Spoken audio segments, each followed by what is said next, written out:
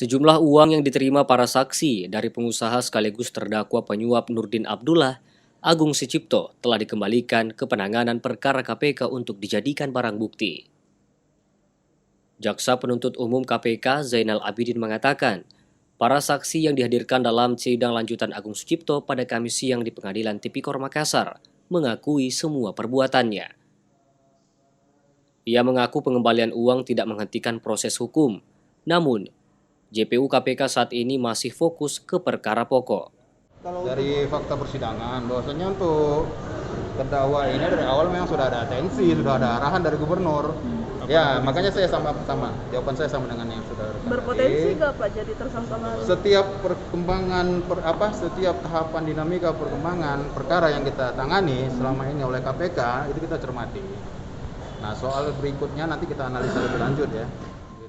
Terkait potensi para saksi menjadi tersangka, KPK belum bisa berkomentar lebih jauh. Saat ini, penyidik KPK tengah menganalisa perkara pokoknya. Mardian Tola Hamid, Celebes TV.